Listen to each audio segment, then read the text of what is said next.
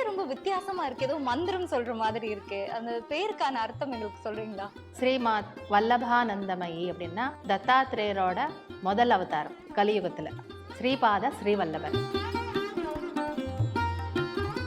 சின்ன வயசுல இருந்தே உங்களுக்குள்ள ஏதோ ஒரு சக்தி இயக்கிக்கிட்டு இருந்திருக்கு இல்லைங்களா? இப்ப தத்தாத்திரேயர் அவர பத்தின விஷயங்கள எங்களுக்கு சொல்லுங்க. நம்ம அடுத்தடுத்து தொடர்ந்து பேசலாம். கரெக்டா எனக்கு என்ன பாதம் தெரிஞ்சதோ அந்த பாதம் அந்த கோவிலை நான் தரிசனம் பண்ணேன். அப்போ சுவாமி தத்தாத்திரேயரோட முதல் அவதாரம் கலியுகத்துல. அவர் சொன்ன வார்த்தை என்ன, என்னை பற்றி போய் சொல்லு அப்படின்னு சொன்னார். அந்த மாதிரி நான் ஆரம்பித்து பம்மல்ல வந்து பவானி அம்மன் கோவில் அப்படின்னு சொல்லிட்டு இருப்பார். எனக்கு வந்து தெரிஞ்ச பாதம் இந்த பாதமா அப்படின்னு சொல்லிட்டு அந்த பாதத்தை பார்த்துட்டே இருந்துட்டேன். அந்த பாதத்திலேருந்து ஒரு கோல்டன் கலர் வெளிச்சம் அப்படியே வந்து சுவாமி பிரத்யட்சமானார். நம்ம வந்து தனித்தனியாக எல்லா கடவுளுக்கும் வழிபாட்டு பண்ணுறதோட ஒரு தத்தாத்திரேயருக்கு நம்ம வழிபாட்டு பண்ணாலே 33 கோடி தேவத்தலங்களுக்கும் வழிபாட்டு சமம்.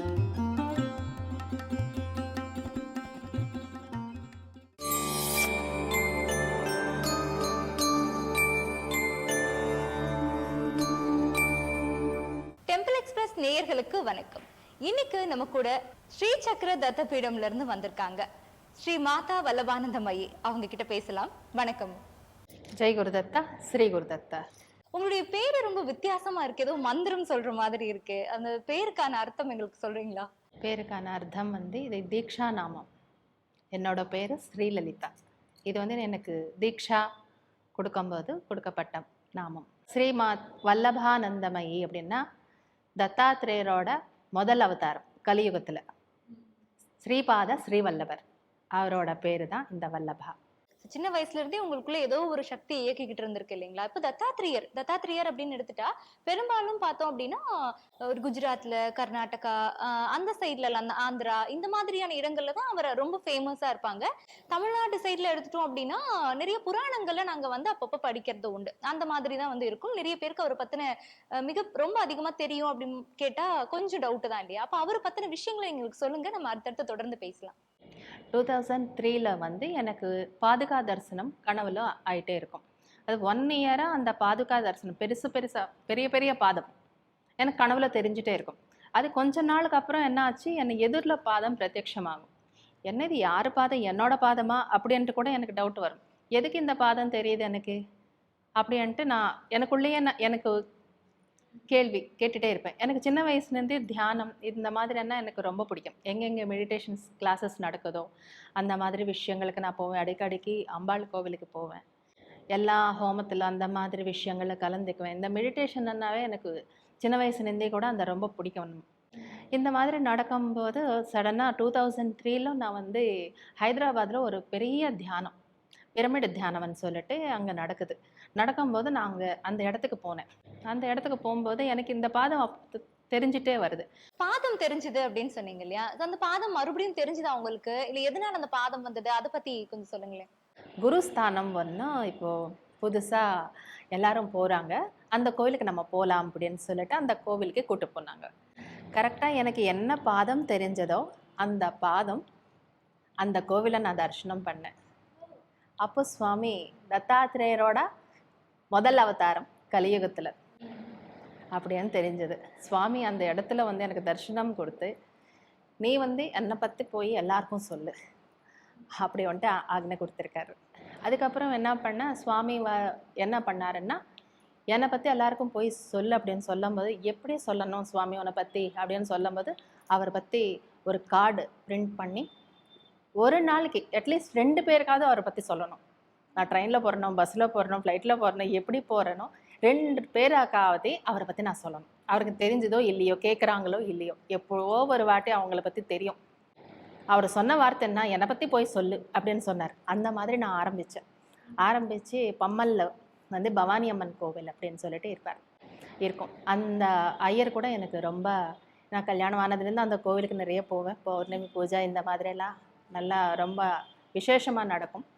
அந்த இடத்துல என்ன பண்ணேன், தத்தாத்திரேயரோட புஸ்தகங்கள், அவரோட கார்டு பிரிண்ட் பண்ணி எல்லாருக்கும் அன்னதானம் கொடுத்துட்டு இவரை பற்றி சொல்ல ஆரம்பித்தேன். அந்த மாதிரி ஆரம்பமாச்சு.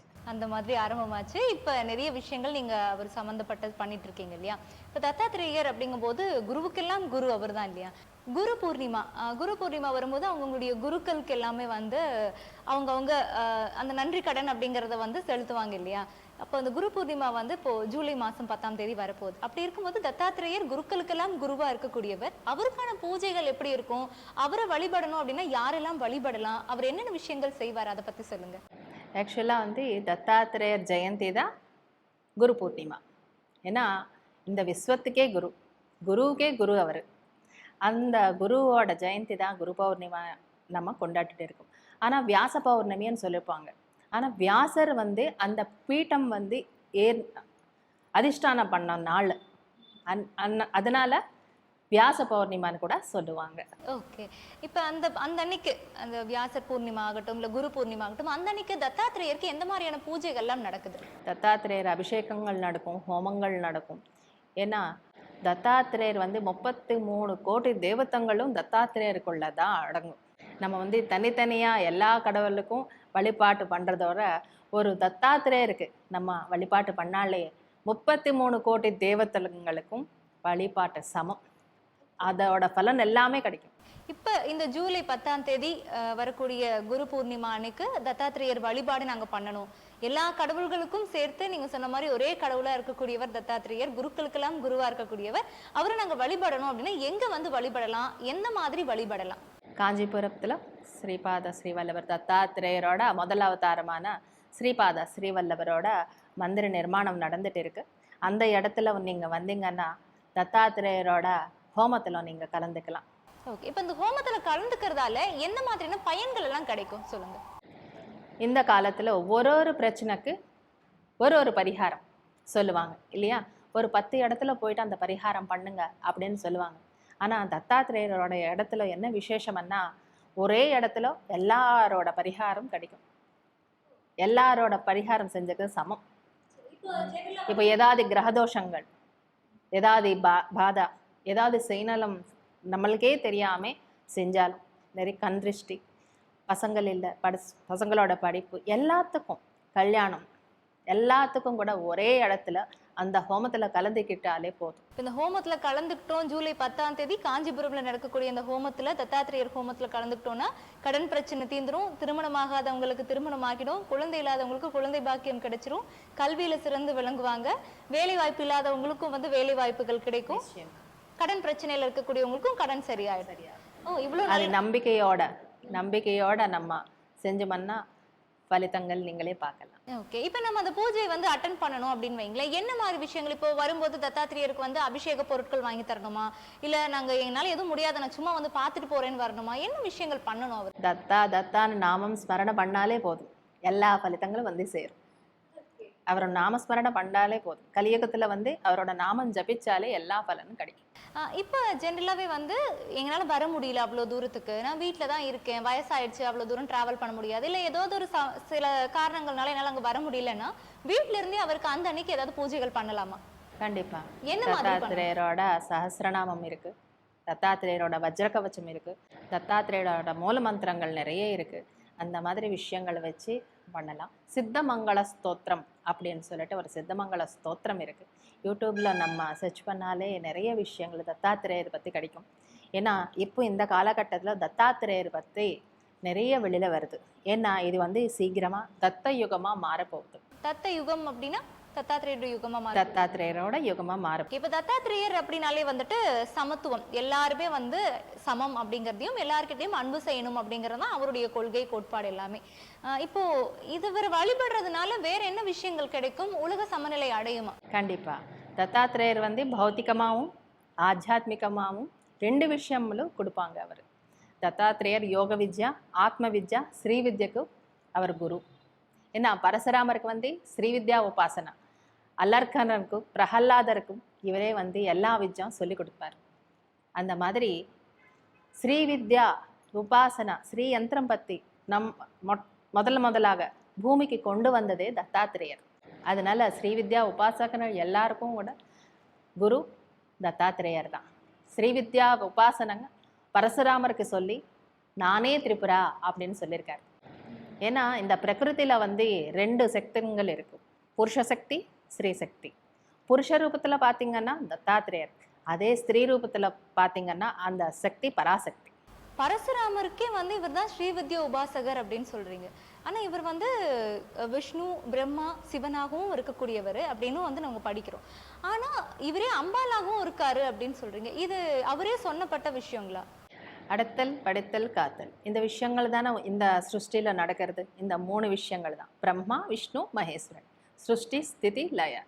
இந்த 3 சக்திகள் புருஷ ரூபத்தில் பிரம்மா, விஷ்ணு, மகேஸ்வரா இருக்காங்க. ஸ்திரீ ரூபத்தில் லக்ஷ்மி, பார்வதி, சரஸ்வதியாக இருக்காங்க. இப்போது ஒரே ரூபந்தான், ஒரே சக்தி தான், அநேகம் ஆகணும் அப்படின்னு நினச்சது. இந்த சிருஷ்டிக்கு முதல்ல சக்தி ஒன்று தான் இருக்குது. அந்த சக்தி தான் நிறைய ஆகணும் அப்படின்னு, அநேகமாகணும் அப்படின்னு நினச்சது. அந்த அநேகமும் ஒன்றா ஆகணும் அப்படின்னது அவரோட கையில் தான் இருக்குது. அதனால தான் நிறைய சக்திகள் வந்து உத்பவமாயிடுச்சு. புருஷ சக்தி தத்தாத்திரேய ரூபத்தில் இருக்குது. ஸ்திரீ சக்தி அந்த பராசக்தி லலிதா திரிபுர சுந்தரி ரூபத்தில் இருக்குது. அந்த ஸ்ரீயந்திரத்தில் நடுவில் இருக்கிற பிந்து ரூபம் தான் அம்பாள். அந்த நடுவில் இருக்கிற திரிகோணம் அது என்னன்னா பிரம்மா, விஷ்ணு, மகேஸ்வரன் சக்தி.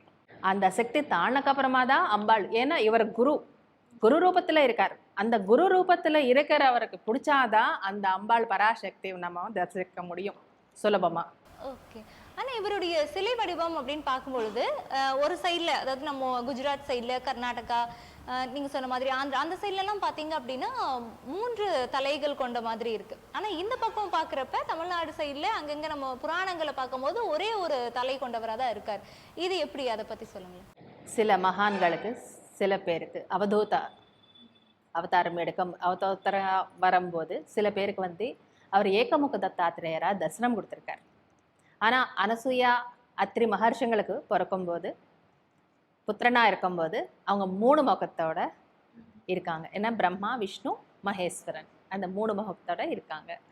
அதனால ஏகமுகமாக இருந்தாலும் பிரச்சனை இல்லை, 3 முகமாக அவருக்கு வழிபாட்டு பண்ணாலும் ரொம்ப விசேஷம்.